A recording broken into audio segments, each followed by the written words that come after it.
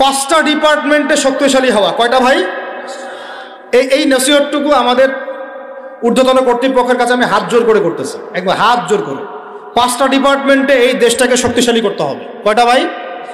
1 নম্বর শিক্ষা। 1 নম্বর, প্রত্যেক মুসলমানকে কোরআন এবং সুন্নাহর শিক্ষায় শিক্ষিত করতে হবে। আমি অন্য ধর্ম নিয়ে কথা বলছি না, তাদের মতো দিন পালন করে, লাকুম দীনুকুম ওয়ালিয়া দিন, লাকুম দীনুকুম ওয়ালিয়া দিন। তারা তাদের ধর্ম পালন করে করুক, আমাদের কোনো মাথা ব্যথা নাই। প্রত্যেক মুসলমানের বাচ্চাকে কোরআন সুন্নাহর শিক্ষায় শিক্ষিত করতে হবে এবং একই সাথে এই যুগকে চ্যালেঞ্জ করার জন্য যত সাবজেক্ট দরকার সব সাবজেক্ট আমাদেরকে শিখতে হবে ইনশাআল্লাহ। একমুখী শিক্ষা না, দ্বিমুখী শিক্ষার মেরুকরণ না, একদম দ্বিমুখী শিক্ষাকে একমুখী করে একটা কম্বাইন্ড এডুকেশন সিস্টেম চালু করতে হবে। যদি আপনারা না পারেন আমাকে দায়িত্ব দেন, আমাদেরকে বলেন যে ভাই বা ছোট ভাই, তোমাকে আমি 1 বছর সময় দিলাম, শিক্ষার বিষয়গুলো গোছায় দাও, বিনা পারিশ্রমিকে ইনশাল্লাহ করে দেব, কোনো সমস্যা। 1টা টাকাও দিতে হবে না, জাস্ট একটা চেয়ার টেবিল দেন, 100 জন আলেম দেন, 100 জন বুদ্ধিজীবী দেন, গড়ে দিব ইনশাআল্লাহ। প্লে গ্রুপ থেকে মাস্টার্স পর্যন্ত আমাদের ছেলেমেয়েরা এমন শিক্ষায় শিক্ষিত হবে যেটাকে শরীফের গল্প শেখাবে না ইনশাআল্লাহ। বরং আমার ছেলে পাইলটও হবে, বিমানও চালাবে, আমার ছেলে ইনশাআল্লাহ হাফেজও করানো হবে ইনশাআল্লাহ। আমার মেয়ে ডক্টরও হবে ইনশাআল্লাহ, আমার মেয়ে আয়েশা রাদিয়াল্লাহু আনহার মতো মুহাদ্দিসও হবে ইনশাআল্লাহ। আমাদের এক ভাই সে রাজনীতিবিদও হবে ইনশাআল্লাহ, জুমার খুতবাও দিতে পারবে ইনশাআল্লাহ। আল্লাহর কসম করে বলতেছি, এমন শিক্ষা চালু করা সম্ভব। শুধু আপনারা যদি একটু সৎসাহস দেখান, একটু উদ্যোগ গ্রহণ করেন, আল্লাহ পাক বহুত আজর দিবেন আপনাদেরকে। আল্লাহ পাক এই ওসিলায় আপনাদের সব গুনাহ মাফ করে জান্নাতও দিতে পারেন। আল্লাহর রাস্তায় আল্লাহর দিকে ফিরে আসেন। আমি আপনাদের সবচেয়ে শ্রেষ্ঠ বন্ধু, আমাকে শত্রু মনে করেন না। ইউসুফ আলাইহিস সালাম এক পর্যায়ে বলেছিলেন যে আমি যোগ্য, আমাকে দায়িত্ব দেন। মনে আছে আপনাদের? যখন সমাজে দুর্ভিক্ষের স্বপ্ন দেখলেন রাজা, রাজদরবারে গিয়ে তিনি বললেন যে দেখেন, আপনার স্বপ্নটা এমনি এমনি স্বপ্ন না, 7 বছর এখানে ফসল ফলবে, 7 বছর দুর্ভিক্ষ হবে। যদি আপনি আমাকে দায়িত্ব দেন, আমি ইনশাআল্লাহ এমন একটা অর্থ ব্যবস্থা প্রণয়ন করব যে ইনশাআল্লাহ এই দুর্ভিক্ষের কবল থেকে মানুষ বেঁচে যাবে। মানুষ বাঁচে নাই। এখানে প্রমাণ হয় একটা জিনিস, যখন দায়িত্ব নেয়ার যোগ্য কেউ দেখা যায় না, তখন যোগ্যদেরকে কথা বলতে হয়। যোগ্যদেরকে কি করতে হয়? কথা বলতে হয়। এখন দায়িত্ব দেখতেছেন না কাদের হাতে? একটা লোক, যে ব্যক্তি আল্লাহর অস্তিত্বেই বিশ্বাস করে না, সে কিতাব লিখতেছে, ওই কিতাব আমাদের সন্তান পড়তেছে। আমি নাম মেনশন করতে যাচ্ছি না। কিছু মানুষ যারা আল্লাহর অস্তিত্বেই বিশ্বাস করে না, তারা মনে করে মহাবিশ্ব সৃষ্টি হয়েছে বিগ ব্যাং থেকে, আল্লাহ সৃষ্টি করে নাই। ও ডিপার্টমেন্ট অফ হেড হয়ে বসে আছে ওখানে। আজকে ট্রান্সজেন্ডার ইস্যু আসছে জন্য আপনারা নড়েচড়ে বসতেছেন না। শিক্ষার যে দশা চলতেছে, আমরা ভয় করি যে আজকে থেকে 10 বছর যদি এমনভাবে চলতে থাকে, আল্লাহ মাফ করুক, আমার আশঙ্কা একটা প্রজন্ম গড়ে উঠবে, জীবনে বাপকে তো সালাম দিবেই না, সালাম কেমন করে শুদ্ধ করে দিতে হয় সেটাও শিখবে না কখন। ওই দিন যদি আপনারা দেখতে না চান, এখনই ব্যবস্থা গ্রহণ করেন। আমাদের কাছে ব্যবস্থা গ্রহণ করার কোনো ক্ষমতা নাই, ক্ষমতা আপনাদের হাতে আছে। আপনারা যদি এই ক্ষমতাকে আল্লাহর দিকে, আল্লাহর সন্তুষ্টির জন্য ব্যবহার করেন, আল্লাহ আপনাদেরকে আরো বড় করবে ইনশাআল্লাহ। যদি আল্লাহর জন্য এটা আপনার আল্লাহর জন্য ব্যবহার না করেন, এগুলোকে প্রশ্রয় দিতে থাকেন, বিশ্বাস করেন ভাই, ফেরাউন টিকতে পারে নাই, নমরুদ টিকতে পারে নাই, আদ জাতি টিকতে পারে নাই, সামুদ টিকতে পারে নাই, নুহের কওম টিকতে পারে নাই, কওমে লূত টিকতে পারে নাই, কওমে মাদিয়ান টিকতে পারে নাই, আসহাবুল আইকা টিকতে পারে নাই, মুসার কওম বনু ইসরাইল টিকতে পারে নাই। আমরা কোন ক্ষেত কি মূলা? আমরা কোত্থেকে আসলাম? আমরা এগুলো চালায় যাবো, আল্লাহ পাক আমাদেরকে একদম জান্নাতুল ফেরদৌস দিবেন এমনটা মনে করছেন? হাদিস কত চমৎকার, কত সুন্দর হাদিস। লাউ ইয়াহদি আল্লাহু বিকা রাজুলান ওয়াহিদান খায়রুল লাকা মিন হুমুরিন নাম। তোমার দ্বারা যদি একটা মানুষও আল্লাহর দিকে ফিরে আসে, আল্লাহওয়ালা হয়ে যায়, লাল উট কুরবানি করার চেয়ে বেশি নেকির কাজ। তোমার একটা দাওয়াতে যদি মানুষ আল্লাহর দিনের দিকে ফিরে আসে, ওই আমলকারী সব নেকি তুমি পাবা।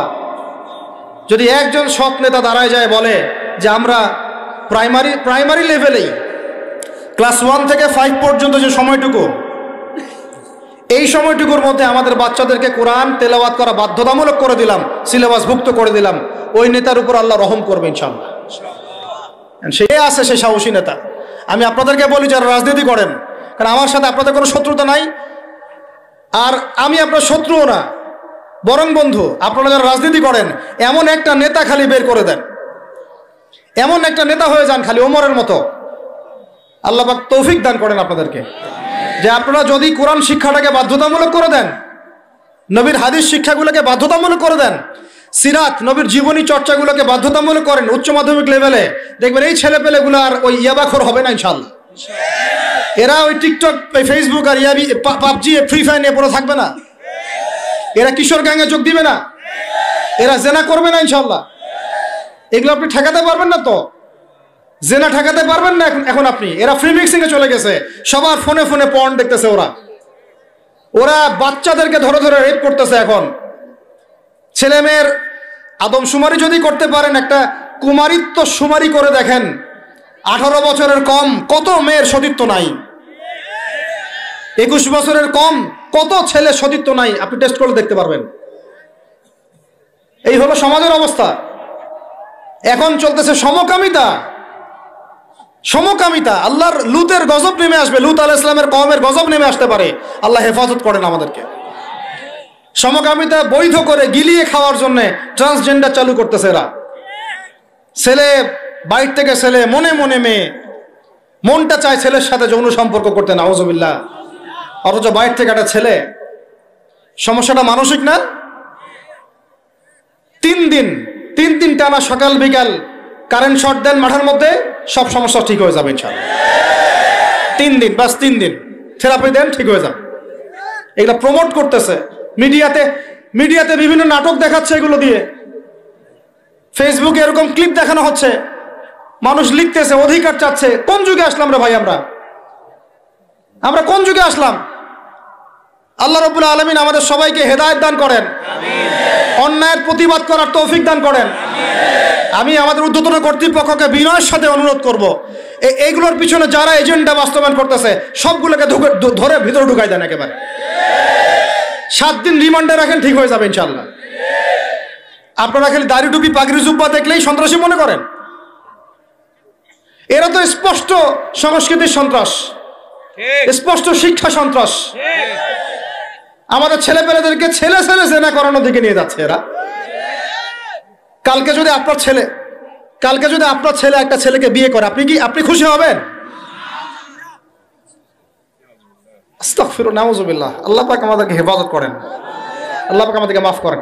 আপনার মেয়ে যদি কালকে একটা মেয়েকে বিয়ে করে নিয়ে আসে, আপনি সমাজে মুখ দেখাবেন কিভাবে? তো এগুলো এখন যদি না থামাই, তাহলে কখন থামাবেন? ওই যে বললাম, সুদ যখন চালু হয়েছিল আমরা সবাই কিন্তু প্রতিবাদ করি নাই। এখন সবাই সুদখোর হয়ে যাচ্ছে দিন দিন। আমরা যে অনেকে তাহাজ্জুদ পড়ি, পরে কান্নাকাটি করি, আল্লাহ দোয়া কবুল করো, এইটা করো সেইটা করো। দেখেন দোয়ার বেশিরভাগই কবুল হয় না। কেন হবে? অর্থনৈতিক জীবনে তো সুদ খাচ্ছি, আমি ঘুষ খাচ্ছি, দুর্নীতি করতেছি, হারাম খাচ্ছি, পণ্যে ভেজাল দিচ্ছি। আল্লাহ পাক আমাদের সবার রিজিককে হালাল করার তৌফিক দান করেন।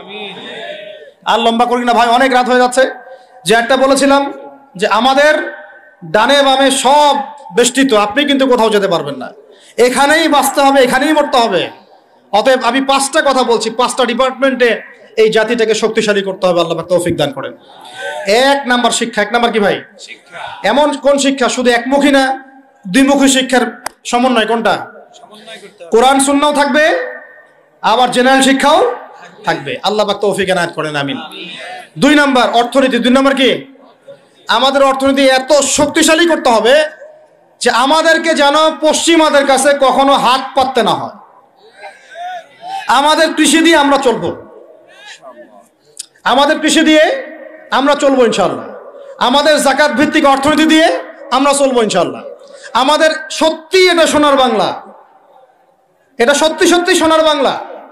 আমাদের জমিতে এমন কোনো ফসল নাই ফলে না, তাই না ভাই? কৃষকের কাছে যে ফসলটা ফলে রুট লেভেল থেকে, ওইটা বাজারে আসতে আসতে 10 গুণ দাম বৃদ্ধি হয়ে যায়, সিন্ডিকেট হয় মাঝখানে। এগুলো বন্ধ করলে আমাদের উৎপাদন খেয়ে আমরা শেষ করতে পারবো না। আমাদের যে পরিমাণ ইলিশ মাছ হয় এটা আমরা খেয়ে শেষ করতে পারবো না। আমাদের সমুদ্রে যে পরিমাণ সম্পদ আছে না, এটা উঠাইলে আমাদের জাতির মাথা পিছু আরো বেড়ে যাবে। মাটির তলে গ্যাস আছে, আর যেখানে গ্যাস আছে তার মানে কি জানেন? তার মানে তার নিচে তেল আছে। আজকার কালো তেল পাওয়া যাবে, আর তেল পাওয়া গেলেই দেখবেন আমেরিকা এসে আঁকড়া কাটছে। ওদের কাজই এটা। তখন বলবে যে, তখন যেই সরকারে থাকুক বলবে সরকার ভালো না, ওখানে গণতন্ত্র কায়েম করতে হবে, আমাদেরকে যাইতে হবে। উদ্দেশ্য কিন্তু সরকার না, উদ্দেশ্য কি? তেল। এটাই তেল চোর, সারা বিশ্বের তেল চোরেরা। আর এই তেল নিয়ে নিয়ে নিয়ে নিয়ে কি করেছে জানেন না আপনারা? এগুলো বলতে গেলে অনেক কথা। নিজের দেশের নিচে বাংকার তৈরি করছে। এই বাংকারে কত গ্যালন গ্যালন তেল যে রিজার্ভ করা আছে আপনি জানেন না। বলি নাহলে মানে আপনারা বুঝবেন না। এটা একটা কাগজ, এটা কি? এটা ছাপাইতে কি লাগছে? একটা কাগজ লাগছে, একটা কালি লাগছে, আর একটা ছাপাখানা লাগছে। That's all. ঠিক আছে? আচ্ছা, মনে করেন এটা কাগজ না, এটাকে নাম্বার দিয়েছি 100, একটা 1 চোখ 8 করছি, একটা লোকের ছবি দিয়েছি, এটা হয়ে গেছে এখন ডলার। কি হয়ে গেছে ভাই? ডলার। এই ডলার নিয়ে গিয়ে আমি আরবের শায়েখদেরকে বলেছি যে তেল যদি বিক্রি করতে হয় তাহলে ডলারেই করতে হবে। তেল বিক্রি করতে হলে এই ডলারেই করতে হবে। তো আরবের শায়েখরা বলেছে ঠিক আছে, রাজি। কুল্লু খালাস ইয়া হাবিবি। ওরা বলেছে ঠিক আছে, আমরা শুধু তোমাদের কাছেই তেল কিনবো, আর কারো কাছে তেল কিনবো না। শুধু তোমাদের গলফ কান্ট্রির কাছেই তেল কিনবো, আর কারো কাছে তেল কিনবো না। আর তোমরা শুধু ডলারে তেল কিনবা, অন্য কোনো কারেন্সিতে তেল কিনতে পারবা না। টাকা দিলে তেল দিবে না, রুপি দিলে তেল দিবে না, লিরা দিলে তেল দিবে না। যতক্ষণ আপনি এই ডলারটাকে মানে ওই আপনার টাকাটাকে ডলারে কনভার্ট না করছেন ততক্ষণ পর্যন্ত তেল দিবে না। এই যে চুক্তিটা হলো, এই চুক্তিটা হয়েছে বাদশাহ ফয়সালের ইন্তেকালের পরে, সরি বাদশাহ ফয়সালের যুগে। বাদশাহ ফয়সাল, কিং ফয়সাল রাহিমাহুল্লাহ, তার সময় আরব ইসরায়েল যুদ্ধের সময় তিনি তেল বয়কট করেছিলেন।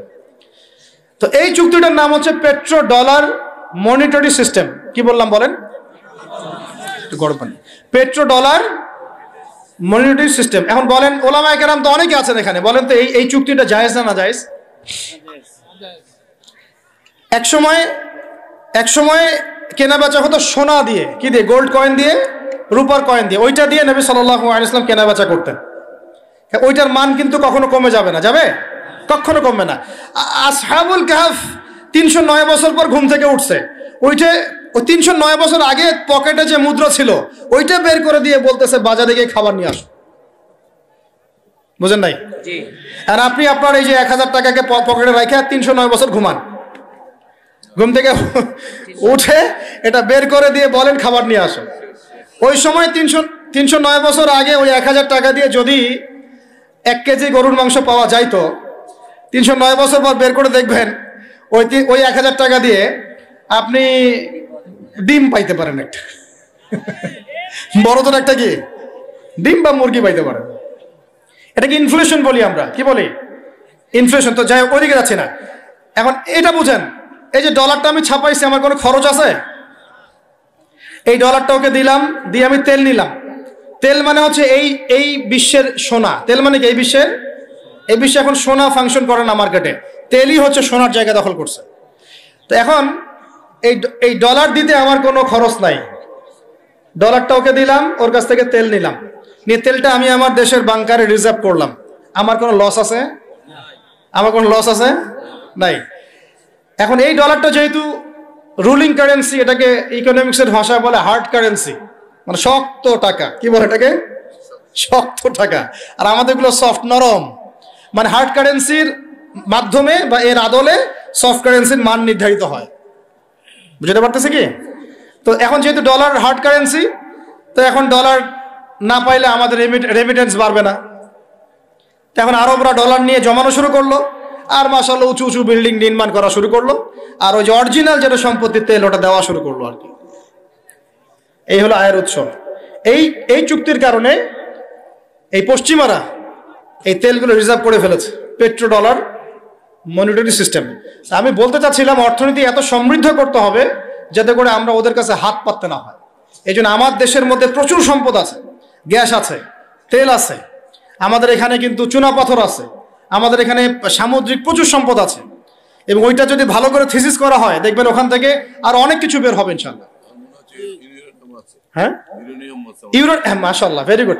এটা বলতে চাচ্ছিলাম আমি, আমাদের সমুদ্রে ইউরেনিয়াম পাওয়া গিয়েছে। কেমিস্ট্রিতে কারা পড়েছেন? কেমিস্ট্রিতে কেউ পড়েন না এখানে? ইউরেনিয়ামের নাম শুনেন নাই? সবচেয়ে সেরা মূল্যবান ধাতুগুলোর একটা। এগুলো যদি সুষ্ঠুভাবে তোলা হয় আর যদি দুর্নীতি না থাকে, সরকারের সুষ্ঠু ব্যবস্থাপনা থাকে, সরকারের যেই থাক না কেন, বাংলাদেশ সমৃদ্ধ হবে ইনশাআল্লাহ। এরপর আবার কৃষি আছে। আমাদের জমি মানে সোনা, যা ফলাবেন তাই ফলবে এখানে, যা ফলাবেন। সৌদি খেজুর পর্যন্ত চাষ হচ্ছে এখন এখানে। চিন্তা করা যায়। মাছ, আমাদের বলে না মাছে ভাতে বাঙালি, এই মাছ খেয়ে আমরা শেষ করতে পারতাম না। আমরা তো আমাদের শত্রু নিজেরাই। মাছকে আপনি ফরমালিন দিয়ে নষ্ট করছেন, খাদ্যে আপনি ভেজাল দিয়েছেন, বাজারে আপনি সিন্ডিকেট করে দাম বাড়াইছেন। আমাদের গার্মেন্টস শিল্প, যে পোশাকগুলো আমরা নির্মাণ করি, এগুলো আমাদের পরে শেষ করতে পারতাম না আমরা। এগুলো এখন বেশিরভাগই বাইরে যাচ্ছে। তো অনেক প্রবলেম। এই জিনিসটা এক কথায় উত্তর হচ্ছে, যদি আমরা অর্থনীতি সমৃদ্ধ করতে না পারি, আগামী বিশ্বকে আমরা চ্যালেঞ্জ করতে পারবো না। উপরে যে বা যারাই থাকেন তাদের সাথে আমাদের কোনো দ্বন্দ্ব নাই। আমাদের একটা আহ্বান, উদাত্ত আহ্বান, করজোর অনুরোধ, শিক্ষার সাথে সাথে অর্থনীতি সমৃদ্ধ করার চেষ্টা করতে হবে। এর পথে বাধা কি? তাহলে এর পথে বাধা হচ্ছে দুর্নীতি। বাধা কি বলেন? এই একটা অভিশাপ জাতির উপর থেকে না সরাতে পারলে এই সোনার বাংলা আমরা গড়তে পারবো না ভাই। 50 বছর থেকে আমরা পারতেছি, কিন্তু প্রয়োজনের তুলনায় এটা যথেষ্ট না। আমাদের টপ টু বটম সবাই দুর্নীতির সাথে কম বেশি সম্পৃক্ত হয়ে যাচ্ছে। আল্লাহ পাক আমাদের সবাইকে হেফাজত করেন। এগুলো অন্যের সম্পদ আত্মসাৎ করলে পরে আল্লাহ ইবাদত কবুল করবেন না। আল্লাহ পাক আমাদের সবাইকে সৎ হওয়ার তৌফিক দান করেন, সততা বজায় রাখার তৌফিক দান করেন। আর 3টা জাস্ট পয়েন্ট বলে শেষ করে দিব। 3 নম্বর পয়েন্ট হচ্ছে, আমাদের যুব সমাজকে নিয়ে সত্যিকার অর্থেই একটা কর্মমুখী পরিকল্পনা প্রণয়ন করতে হবে। আমাদের অন্যতম একটা সমস্যা হচ্ছে বেকারত্ব। সমাজের যুবকরা দেখেন না, যে জেনারেশনটা যুদ্ধ করেছিল আমাদের বাংলাদেশের মাটিতে, এই জেনারেশনটা কি তারা পারবে? ওদের কি সেই ফিটনেস আছে? ওদের সেই কি প্রশিক্ষণ আছে? ওদের কি সেই খাদ্যাভ্যাস আছে? ওদের কি সেই চেতনা আছে? আমি তো নিজেও ইংলিশ মিডিয়ামে পড়েছি। আমাদের ব্যাকগ্রাউন্ডে এমন অনেক স্টুডেন্ট ছিল যারা ভাষা দিবস, শহীদ দিবস নাম ওটা কবে সেটা বলতে পারে না। 7ই মার্চ কি হয়েছে তারা জানে না। 16 ডিসেম্বর কি দিবস ওরা জানে না। এরকম বহু আপনি স্কুল জরিপ করেন, বহু English medium, English version school আছে, ওরা জানে না এগুলা কি। ওরা এগুলো পড়ে না, জানে না। সংস্কৃতির কথা বলি, ভাষার কথা বলি, গৌরবের কথা বলি, এগুলো আমাদের গৌরবের জায়গা। কিন্তু আপনি দেখেন প্রত্যেক মোড়ে মোড়ে হিন্দি গান বাজতেছে, বাংলা গান কয়জন শুনতেছে? নজরুল নাই, হারাই গেল। নজরুলকে হারাই ফেললাম, জসিমউদ্দিনের কবিতা হারাই গেল, ডক্টর শহীদুল্লাহর কথাগুলো আস্তে আস্তে হারাই যাচ্ছে। আহমদ ছফা নাই। আমরা ওইসব জায়গায় কাদেরকে বসাচ্ছি? আমি কাউকে আঘাত করতে যাচ্ছি না। আমরা ওইসব জায়গায় কাদেরকে বসাচ্ছি দেখেন। একটা সময় ব্রিটিশ বিরোধী বিদ্রোহের সময় আমাদের বাপ দাদারা হিন্দিতে, উর্দুতে পর্যন্ত কবিতা লিখে প্রতিবাদ করেছিলেন। আপনারা অনেকেই জানেন এগুলো, যারা পড়াশোনা করেন। তারা তখন বলতেন, একটা ডায়লগ ছিল যে কি জানি, सरफरोशी की तमन्ना अब हमारे दिल में है, देखना है जोर कितना बाजुए कातिल में है। মনে নেই আপনাদের অনেকের? মানে স্বাধীনতার তামান্না আমাদের মনের মধ্যে আছে, খালি দেখার বাকি যে কাতিল বা জালেমের বাহুতে কত শক্তি আছে। কি কবিতা ছিল ওই সময়কার। তো আমরা এগুলো হারাই ফেলতেছি। আমাদের ইয়াং জেনারেশনকে যেমন করে কোরআন সুন্নাহ শিক্ষিত করতে হবে, দেশ, জাতি, ঐতিহ্য, সংস্কৃতিতেও বলিয়ান করতে হবে। একই সাথে ওদের বেকারত্ব দূর করার জন্য কর্মমুখী পরিকল্পনা গ্রহণ করতে হবে। এদেরকে কাজে লাগান। বেকার বসে আছে, অলস, সারাদিন মাথার মধ্যে দুনিয়া শয়তানি, সারাদিন মোবাইল, লুডো খেলে, পাবজি, ফ্রি ফায়ার, কাজ নাই, কোন কাজ। আল্লাহ পাক আমাদেরকে এই ফিতনাগুলো থেকে হেফাজত করেন, আমিন। আর এই জায়গায় আমাদের এই স্বজন প্রীতি এগুলো ত্যাগ করতে হবে। প্রতিভা যার, তাকে মূল্যায়ন করতে হবে। যদি আমার প্রতিভা থাকে, আমাকে চাকরি দিতে হবে। ওই ভাইয়ের প্রতিভা থাকে, তাকে চাকরি দিতে হবে। ওই ভাইয়ের প্রতিভা আছে, সে রিটেনে ফার্স্ট হয়েছে, ভাই ভালো করেছে, ওকে অগ্রাধিকার দিতে হবে। কেন আমি দল করে বলেই আমার চাকরিটা হবে? কেন আমার মামা অমুক, খালা অমুক, খালু অমুক বলেই চাকরিটা হবে? কেন হবে? এই অন্যায় যদি চলতে থাকে আল্লাহর গজব নেমে আসবে। আর বিশ্বাস করেন, এই যে ট্রান্সজেন্ডার এগুলো কথা বলছেন না, এগুলো আল্লাহরই গজব। কার গজব? এগুলো আল্লাহর পক্ষ থেকে গজব আকারে আসতেছে। 4 নাম্বার, 3টা বলেছি ভাই। একটা হচ্ছে শিক্ষা, আমরা শক্তিশালী হব কোথায়? শিক্ষা ইনশাআল্লাহ। 2 নাম্বার অর্থনীতিতে, 3 নাম্বার কর্মসংস্থানে। 4 নাম্বার হচ্ছে আমাদের এই জাতির একটা বড় অংশ, প্রায় 50% হচ্ছে মেয়েরা, মহিলারা। তাদেরকে কাজে লাগাতে হবে অবশ্যই। আমরা মহিলাদেরকে অনেক ক্ষেত্রে দিনই ক্ষেত্রেও পিছায় ফেলছি। আপনারা আসছেন, বসছেন, আওয়াজ শুনলেন, কয়জন মহিলা এই সুযোগটা পায়? কয়টা বাসায় মহিলাদের তালিম হয়? কয়টা দেশে মহিলা মাদ্রাসার সংখ্যা আসলেই কত? মহিলা আলেমা খুঁজে পাচ্ছি না। আমরা মাদ্রাসা প্রতিষ্ঠা করতে গেলে আলেমা খুঁজে পাচ্ছি না, যে মুফতি বা ইফতা ফারেক বা দাওরা হাদিস পাশ করা আলেমা খুঁজে বের করতে হচ্ছে। অনেকে দেখা যাচ্ছে, আমি নিজেদের কথাই বলছি, ইফতা দিয়েছেন, দাওরা ফারেক করেছেন আমার পরিবারের এবং বংশের অনেকেই, তার আগেই বিয়ে সংসার হয়ে গেছে, এখন সংসার নিয়ে ব্যস্ত। তাহলে এখন মেয়েদের মধ্যে খেদমত কে করবে? আমি আপনি কি মেয়েদের মধ্যে এইভাবে ওয়াজ করতে পারবো? ওদেরকে সামনে নিয়ে বসতে পারবো? ওদের সমস্যাগুলিকে আমরা সলভ করতে পারবো? তাহলে আপনার বোনকে দায়িত্বটা পালন করতে হবে, আপনার মেয়েকে বা আপনার স্ত্রীকে। তো সেক্ষেত্রে তো আমরা সেরকম স্ত্রী, সেই মেয়ে, সেই জেনারেশন তৈরি করতে পারছি না। অনেক আলেমের স্ত্রী পর্যন্ত দুনিয়াদার হয়ে গেছে এখন, সোনা দানা গয়না গাটি, ভ্রু প্লাক, ফ্যাশন এগুলো করতেছে। হ্যাঁ, তো এগুলো থেকে আমাদেরকে বের হয়ে আমাদের স্ত্রীদেরকেও খাদিজা আয়েশা রাদিয়াল্লাহু আনহুমা তাদের মতো করে দ্বীনের পথে সহযাত্রী বানাতে হবে। আল্লাহ পাক তৌফিক দান করেন। আল্লাহ পাক আমাদের এই পুরো মা বোনদেরকে হেদায়েত করেন, তাদেরকে খাস পর্দায় থাকার তৌফিক দান করেন ইনশাআল্লাহ। আমাদের এই যুবকরাই সোনার বাংলা করবে ইনশাআল্লাহ, ইনশাআল্লাহ তাআলা।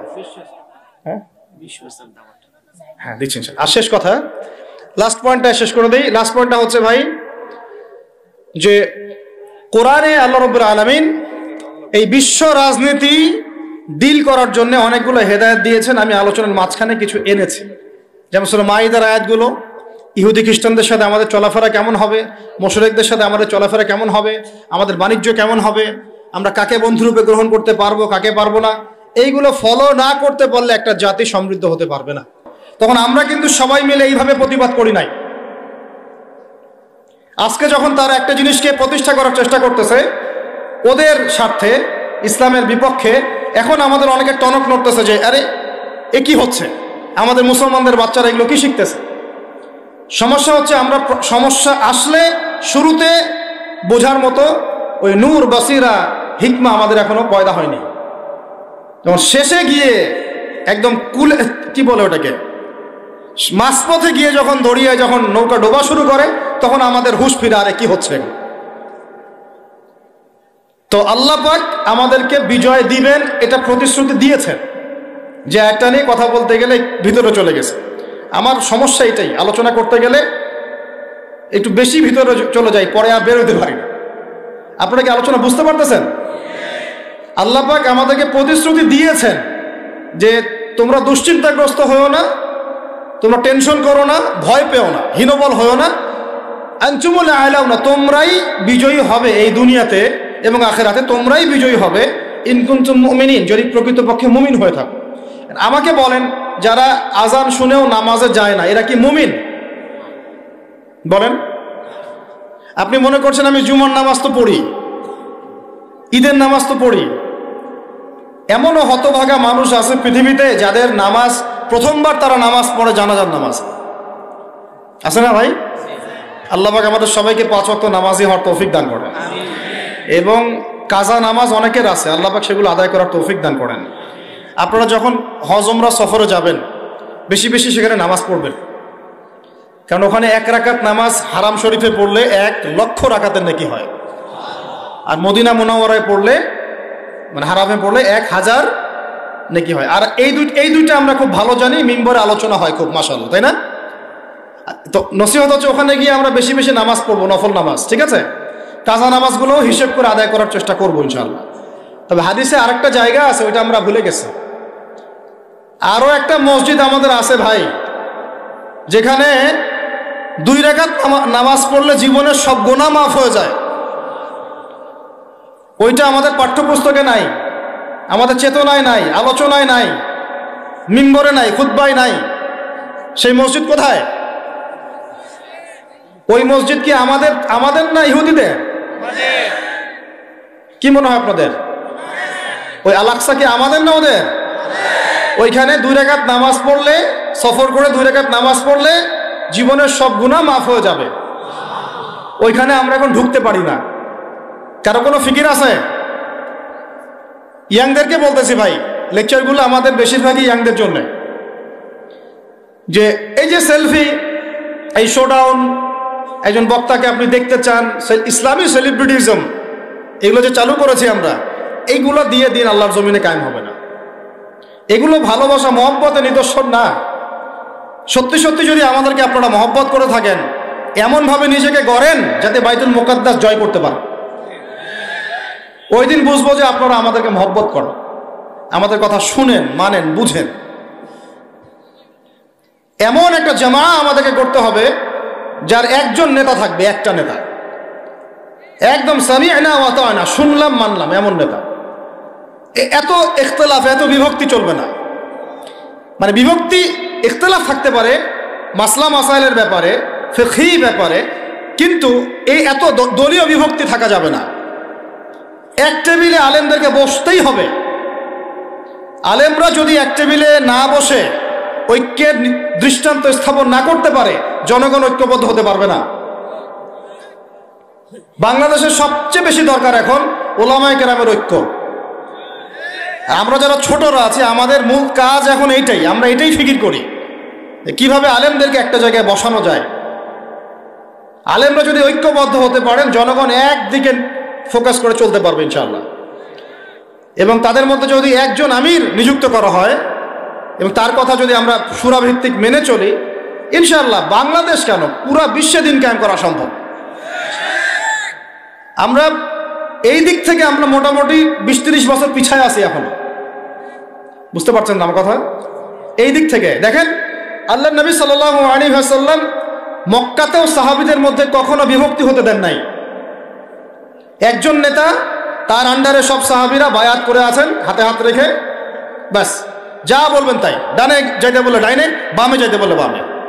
মার খাচ্ছেন, যদি নবীজি বলেন হিজরত করে চলে যাও, হিজরত করে চলে গেল আবিসিনিয়ায়, তাই না? আর যদি নবীজি বলেন সবর করো, সাবরান আলা ইয়াসির ফাইন্না মাউইদাকুমুল জান্নাহ, সবর করো, তোমাদের জন্য জান্নাত। সবর করতেছেন, মার খাচ্ছেন, তাও কোনো কথা বলতেছেন না। এইরকম সামি'না ওয়া আতা'নার জেনারেশন না থাকলে দিন কায়েম হয় না, যেটা আমাদের বিগত 50 বছর আমরা করতে পারি নাই। এটাই সত্য কথা। এটা করার জন্য সবার আগে আমাদের মনের হিংসা দূর করতে হবে। কি দূর করতে হবে? মনের হিংসা দূর করতে হবে, মনের অহংকার দূর করতে হবে, নিজেকে ছোট মনে করা শিখতে হবে। আমি ছোট মানুষ, বড়রা যে দায়িত্ব দিবেন সেটা পালন করব। আলেম ওলামার সহবতে থাকবো, তাদের পরামর্শ চলবো, আমাকে যেভাবে গাইড করেন সেভাবে চলবো, যখন যে দায়িত্ব আসবে সেটা পালন করব। চিন্তা এরকম না থাকলে আপনি চলতে পারবেন না, বিদ্রোহী হয়ে যাবেন তখন। বেয়াদবি, এই যে প্রথমে একটা কথা বলছি, বেয়াদবি। আমরা অনেকেই বড় বড় বরেণ্য আলেমদের সাথে বেয়াদবি করছি, তাদের মানিজ্য হানি করছি। অনলাইনে লাইভে চলে আসলাম, একটা কথা বলে দিলাম, একটা পোস্ট দিয়ে দিলাম, ভাবছি আমি ইসলামের বড় উপকার করে ফেললাম। আদতে আমি বিশৃঙ্খল একটা অবস্থা ছিল, আরো বিশৃঙ্খলতা বাড়ালাম। আমি কাছাকাছি তো আনতেই পারলাম না। কিছু মানুষের কাজ দেখলে মনে হচ্ছে যে তাদের একটাই কাজ। কি একটাই কাজ? অনলাইনে একটা একটা করে আলেম, একটা একটা করে বক্তা, একটা একটা করে দায়ীর নাম ধরে ধরে সমালোচনা করা। এটা করে আপনি দিনের কি উপকারটা করতেছেন? এই কাজগুলো করে আপনি দিনের কোন জায়গায় খেদমতটা করতেছেন বলেন? এতে করে মানুষের দিন সম্পর্কে, সেই আলেম সম্পর্কে, সেই বক্তা সম্পর্কে, সেই ওস্তাদ সম্পর্কে, সেই ইসলামী দল সম্পর্কে কি ভালো ধারণা সৃষ্টি হচ্ছে না খারাপ?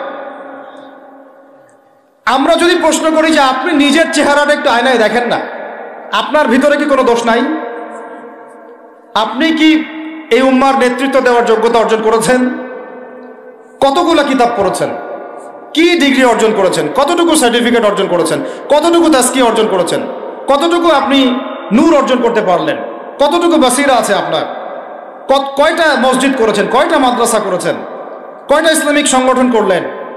কয়টা কিতাব লিখলেন? কয়টা লেকচার দিলেন? আপনি নিজে কি করলেন দিনের জন্য? এই চিন্তাটা করা দরকার নাই যে আমি নিজে কি করলাম দিনের জন্য, ও কি করলো, ওর কি খেদমত, ওর কি দোষ, ওর কি ত্রুটি, এইগুলোর চর্চায় আমরা ব্যস্ত হয়ে আছি এখন। এই একটা কারণে আমাদের ওলামায়ে কেরামদের মধ্যে ঐক্য হচ্ছে না দুর্ভাগ্যজনকভাবে। কারণ আমরা একটা শ্রেণী আলেমদের ইজ্জত ধোয়ার পিছনে লেগে গেছি। একজন আলেম না এটা ভুল করছে ভাই, আলেম মানুষ তো, কেন বেয়াদবি করতে হবে আপনাকে? কেন আপনাকে একটা সেশন করতে হবে? কেন একটা এটা করতে হবে, সেটা করতে হবে? চুপ করে থাকেন। আপনি পারলে তার সাথে আপনি পার্সোনালি দেখা করেন, তার কাছে যান, তার কথার পিছনের কারণটা খুঁজে বের করার চেষ্টা করেন। ইসলামের খেদমত এগুলো হচ্ছে না, তো ওইদিকে যেতে যাচ্ছি না। একটা রিকোয়েস্ট করবো আপনাদেরকে যে আমরা সবাই একটা দায়িত্ব কাঁধে নেই, যে এই উম্মতকে বিজয়ী করার জন্য আমারও কিছু দায়িত্ব আছে। আপনার দায়িত্ব নেই ভাই? আপনি আয়নার সামনে আজকে রাত্রে দাঁড়ায় অনেস্টলি সততার সাথে দাঁড়াবেন, দাঁড়ায় আপনার চেহারা আয়নায় দেখবেন, দেখে চিন্তা করবেন যে আসলে আমি আজ পর্যন্ত এই উম্মাকে কি দিয়েছি। বলেন তো কি বললাম ভাই? আয়নার সামনে দাঁড়ায় কি বলবেন? আমি আদনান, আমি আব্দুর রহমান, আমি আব্দুর রহিম, আমি অমুক, আমি তমুক, আমি ইসলামকে, উম্মাকে, আল্লাহকে, রাসূলকে কি দিয়েছি এই পর্যন্ত। যদি আপনার মনের মধ্যে সততা থাকে, জবাব ওই আয়নার তসবির আপনাকে দিয়ে দিবে। একটা উর্দু শের আছে যে চেহারে তো আকসর ধোকা দেতি হ্যায়, সচ তো আইনা বলতি হ্যায়। মানে চেহারা তো বেশিরভাগ সময় ধোকা দেয় মানুষকে, সত্য কথা বলে আয়নার প্রতিবিম্ব। তো আল্লাহর ওয়াস্তে নিজের আত্মসমালোচনা করি, আমরা উম্মাকে কি দিলাম এটার ফিকির করি। এখন যদি উত্তর আসে যে আমি অনেক দিয়েছি উম্মাকে, আমি একদম কামেল হয়ে গেছি, তাহলে বুঝবেন আপনার মধ্যে ইবলিসের চরিত্র আসছে। ইবলিসই বলতে পারে যে আমি সবার চেয়ে শ্রেষ্ঠ। ওই যে বলে নাই, আনা খায়রুম মিনহু, আমি আদমের চেয়ে শ্রেষ্ঠ। খলাকতানি মিন নার, আমাকে আগুন দিয়ে সৃষ্টি করেছেন। খলাকতাহু মিন তিন, তাকে মাটি দিয়ে সৃষ্টি করেছেন। এই কেবার যদি চলে আসে বুঝবেন আপনি ধ্বংস হয়ে গেছে। ফেরাউন বলেছিল আনা রব্বুকুমুল আ'লা, আমি তোমাদের মহান রব। নাউজুবিল্লাহ। আর একজন আল্লাহর বান্দা খালি বলবে আল্লাহুম্মা ইজআলনি ফি আইনি সগীরা ওয়াজআলনি ফি আ'য়ুনিন নাসি কাবীরা। আল্লাহ তুমি আমাকে নিজের চোখে ছোট বানায় দাও আর অন্য মানুষের চোখে আমাকে বড় বানায় দাও। আমিন। তো আত্মসমালোচনা করতে হবে কিনা ভাই? এখন যদি আমার উত্তর আসে যে না আমি তো আসলে ভাই কিছু করতে পারি নাই, এই টুকটাক কিছু লেকচার দিয়েছি এতটুকুই, এখনো আমি উম্মাকে ঐক্যবদ্ধ করতে পারি নাই, উলামায়ে কেরামকে এক জায়গায় আনতে পারি নাই, আমি এখনো কোনো ইসলামিক বড় কোনো অ্যাসোসিয়েশন ফর্ম করতে পারলাম না, এখন পর্যন্ত আমি 100টা কিতাব লিখতে পারি নাই, এখনো আমি ইফতা দেওয়ার মতো বা মুফতি হওয়ার মতো যোগ্যতা অর্জন করিনি, এখনো আমার কোরআনের কত জ্ঞান শেখা বাকি, কত আলেমের সহবতের থেকে নূর নেওয়া বাকি, এখনো কত দূর যাওয়া বাকি। এই চিন্তাগুলো যদি মনের মধ্যে আসে তখন দেখবেন রাতে আপনার ঘুম হারাম হয়ে গেছে। তখন আপনার প্রচেষ্টা চলবে ইনশাল্লাহ কিভাবে এগুলো আপনি অর্জন করতে পারবেন। ওই গুটি কয়েক মানুষকে দিয়ে দিন কায়েম হবে ইনশাল্লাহ। আমার কথায় রাগ করলেন নাকি? একটু মন খারাপ করলে আল্লাহ পাক ওই ওসিলায় যদি আপনাকে আবার দিনের দিকে নিয়ে আসেন, আমার লেকচার ওয়াজ করা সার্থক। একটু আঘাত পাইলে আমি খুশি হব। সরকার, প্রশাসন, আম জনগণ, আমাদের মা বোন, আপনারা, আমাদের পরের প্রজন্ম, কেউই আমাদের শত্রু না। আমাদের শত্রু বরং আমার বা আমাদের চেয়ে ভালো কোনো বন্ধুই নেই আপনাদের। আমার বা আমাদের চেয়ে ভালো কোনো বন্ধু নাই আপনাদের। যারা আছে এদের ব্যাপারে একটা স্টেটমেন্ট বলে দিই আমি, যে তুঝ জैसा दोस्त हो तो दुश्मन की कोई जरूरत नहीं। ওইরকম বন্ধু যদি থাকে তাহলে দুশ্মনের কোনো দরকার হবে না। এই বিশ্বে যারা পশ্চিমাদেরকে বন্ধু বানাইছে ওদের কোনো দুশ্মনের দরকার নাই। একদম খোলামেলা বললেন, ইসরায়েলের সাথে যারা আতাত করেছে ওদের দুশ্মনের দরকার নাই। পশ্চিমা আমেরিকাদের সাথে যারা বন্ধুত্ব করে চলছে এতে দুশ্মনের কোনো দরকার নাই। দেখে নিন, এদের চরিত্র হচ্ছে এরা একটা মুখ নিয়ে আপনার সামনে আসবে, ওদের একটা স্বার্থ পিছনে থাকবে, ওই স্বার্থ উদ্ধার করার জন্য বন্ধুর বেশে আপনার সামনে আসবে। এরপর স্বার্থ উদ্ধার করা শেষ, আপনার গর্দান নামাই দিবে। তারপরে বিশ্বাস করতেছেন না? আমরা ওদেরকে চিনি, কারণ আমরা আল্লাহর কিতাব পড়ি রে ভাই। আল্লাহ পাক এই কিতাবের সূরা মাইদার 51 নম্বর আয়াতে বলেছেন, ইয়া আইয়ুহাল্লাযীনা আমানু, হে মুমিনগণ, লা তাত্তাখিযুল ইয়াহুদা ওয়ান নাসারা আউলিয়া, তোমরা এই ইহুদিদেরকে আর নাসারা খ্রিস্টানদেরকে বন্ধুরূপে গ্রহণ করো না। কে বলেছেন ভাই? আমার কিছু বলার আছে এখানে? কোন ইহুদি কোন খ্রিস্টানকে? আল্লাহ পাকে সবার কথা বলছেন? উত্তর না, ওদের মধ্যেও কিছু কিছু ভালো মানুষ আছে, সত্য এটা, কিছু কিছু ভালো মানুষ আছে। কারা তাহলে? কাদেরকে নিষেধ করলেন আল্লাহ পাক? আল্লাহ পাক বলছেন বা'দুহুম আউলিয়া ও বা'দ, ওদের মধ্যে কিছু আছে যারা একে অপরের বন্ধু। একে অপরের, বলেন তো ইসরায়েল আর আমেরিকা কি একে অপরের বন্ধু না বন্ধু না? এদেরকে বন্ধুরূপে গ্রহণ করতে আল্লাহ নিষেধ করেছেন। এই আয়াতটা এখন ওই মধ্যপ্রাচ্যের এই হাবিবিদেরকে কে বুঝাবে?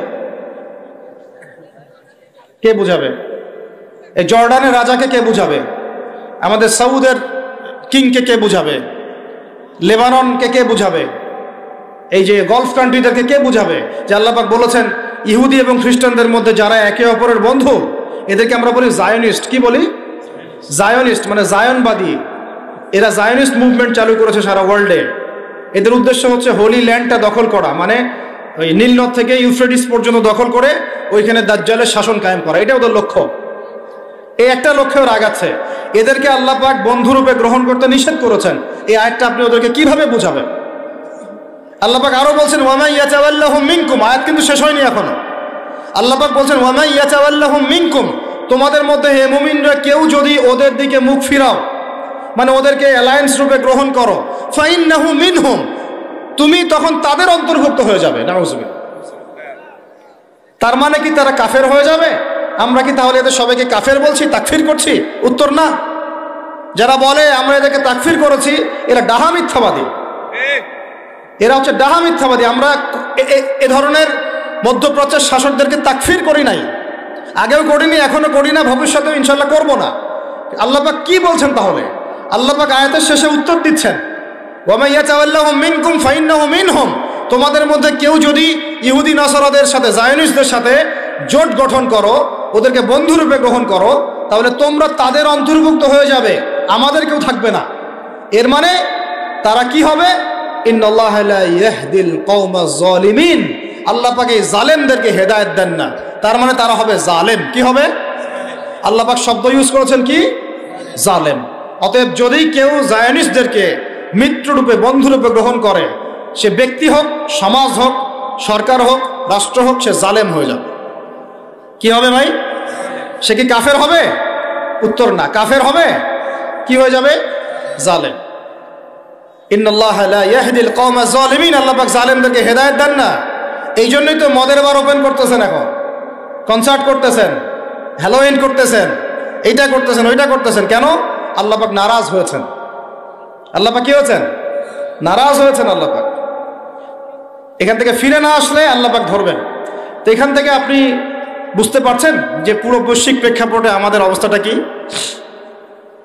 আরো একটা আয়াত আছে, এটা সূরা বাকারায়, এটা আরো মারাত্মক। এটা আল্লাহ পাক তার নবীকে বলছেন যে ওয়ালান তারদা, ভালো করে শোনেন যুবকরা, আল্লাহ পাক বলছেন ওয়ালান তারদা। আপনারা হয়তো অনেকে গ্রামার জানেন না, যারা মাদ্রাসা ব্যাকগ্রাউন্ডে তারা জানে, বুঝবেন। এখানে এমন একটা কথা বলা হচ্ছে যে কখনোই কখনোই তারা সন্তুষ্ট হবে না। ওয়ালান তারদা আনকাল ইয়াহুদা, নাকি ইয়াহুদ, কি ওয়ালান তারদা আনকাল, ওয়ালান তারদা আনকাল ইয়াহুদ ওয়ালান নাসারা হাত্তা তাত্তাবিআ মিল্লাতাহুম। কি কঠিন কথা, কি স্পষ্ট কথা। আমরা কি আল্লাহ পাককে তাফসীর শিখাইতে যাব? আমরা কি আল্লাহ পাককে তাউইল শিখাইতে যাব? আমরা কি আল্লাহকে ব্যাখ্যা শিখাইতে যাব? আল্লাহর কালামের স্পষ্ট কথার কোনো ব্যাখ্যার দরকার নাই।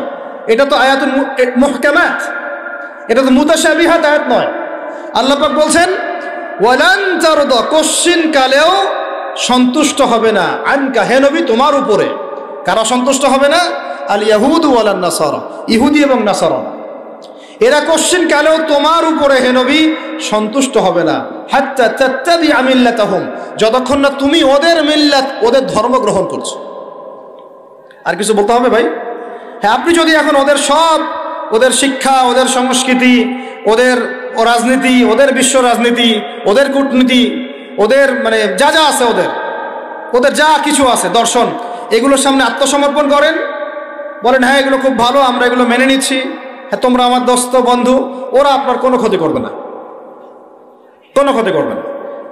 কিন্তু যদি আপনি এগুলোর বিরুদ্ধে দাঁড়ান, না তোমাদের এইসব গডলেস উল্টাপাল্টা আল্লাহ বিরোধী শিক্ষা এগুলো চলবে না, তোমাদের সুদভিত্তিক অর্থনীতি চলবে না, তোমাদের এই আল্লাহ বিরোধী এই যে জিও পলিটিক্স চলবে না, তোমাদের এই মুসলিমদের উপর অত্যাচার নিধন এগুলো চলবে না, তোমাদের এইসব জুলুম নির্যাতন চলবে না, এইগুলো কথা যদি আপনি বলে ওদের বিরুদ্ধে দাঁড়ান, কথা দিয়ে দাঁড়ান, কলম দিয়ে দাঁড়ান, অ্যাসোসিয়েশন দিয়ে দাঁড়ান, বা একটা জাতিগতভাবে প্রতিবাদ করেন, বা আপনি ওদের জুলুমের বিরুদ্ধে দাঁড়িয়ে যান, বলেন যে না আমরা ফিলিস্তিনিদের পাশে আছি, প্রয়োজনে আমরা ওদের পক্ষে যুদ্ধ করব, এই ধরনের কোনো কথা যদি আপনার মুখ দিয়ে বেরিয়ে যায়, মুখ ফসকেও যদি বেরিয়ে যায়, দেখবেন ওরা পুরো শক্তি নিয়ে আপনার বিরুদ্ধে ঝাঁপায় পড়ছে।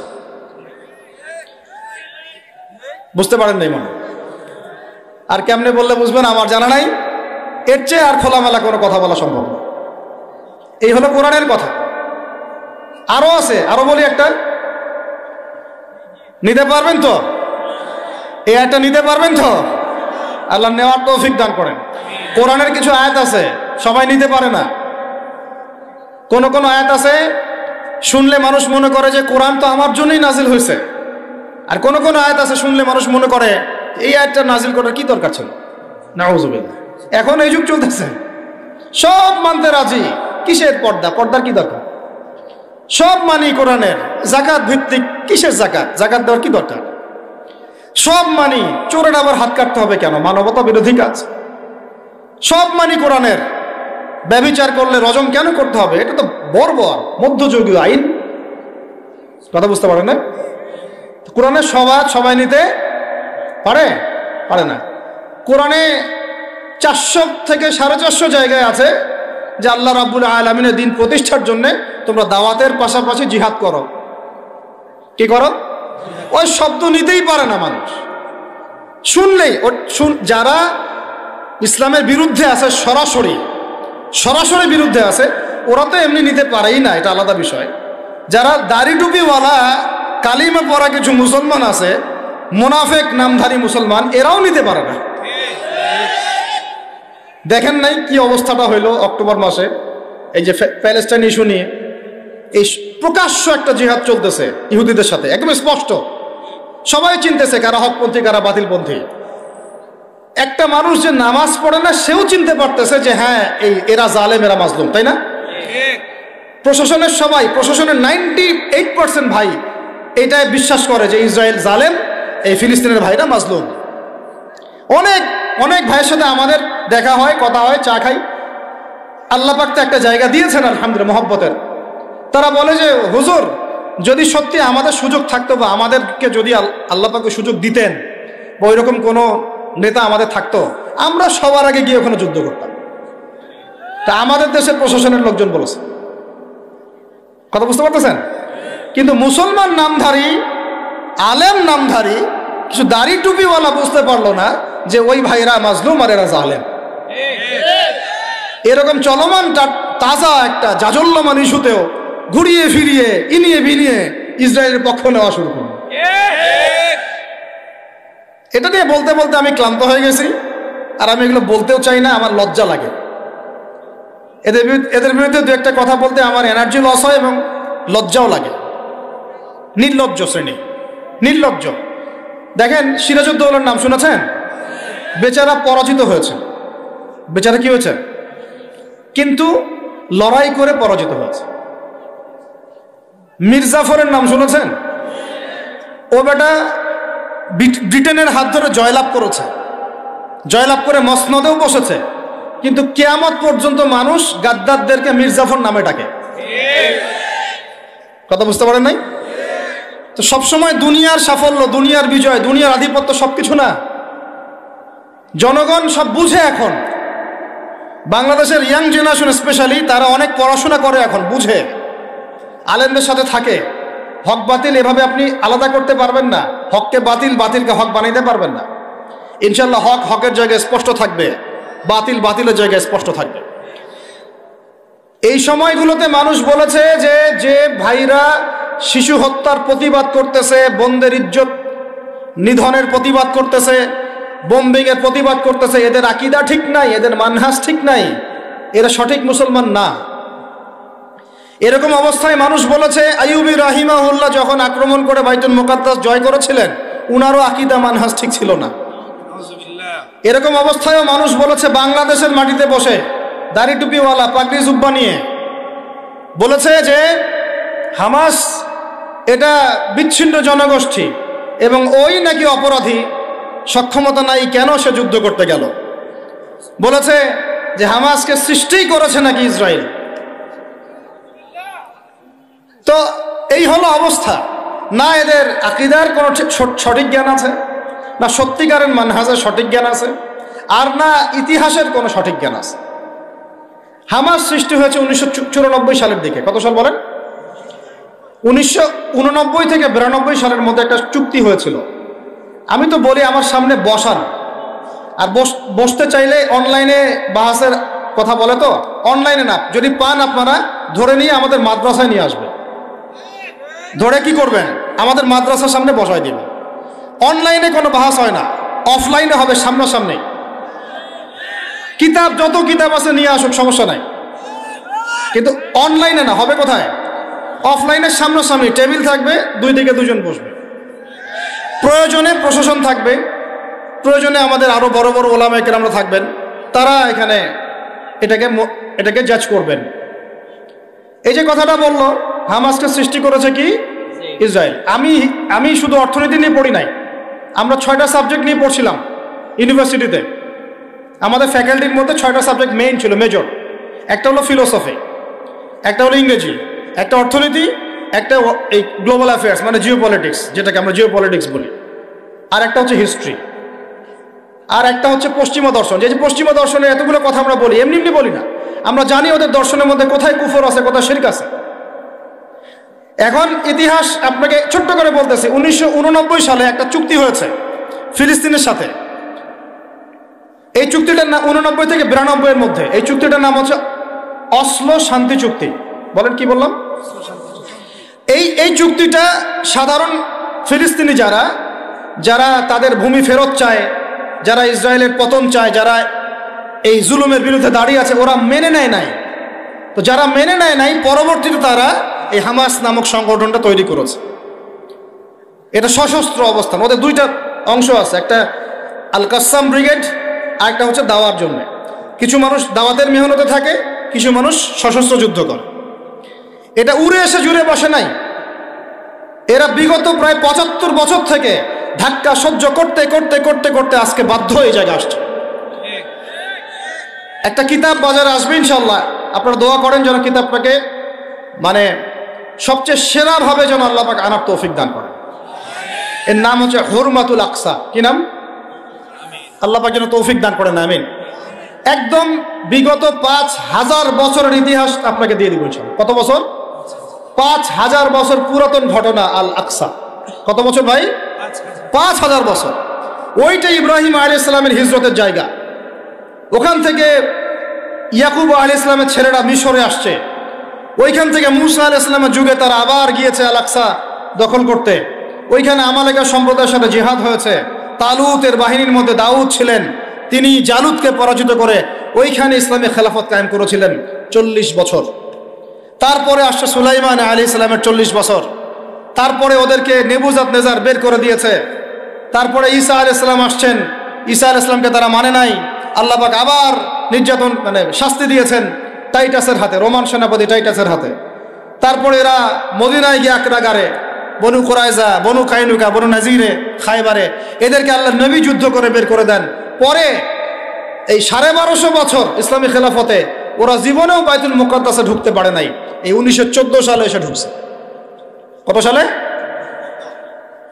5000 বছরের ইতিহাস তো ভাই আমি 5 মিনিটে বলতে পারবো না, সংক্ষিপ্ত করে বুঝালাম যে 1250 বছর তারা বাইতুল মুকাদ্দাসের আশপাশেও ঘেঁষতে পারে নাই।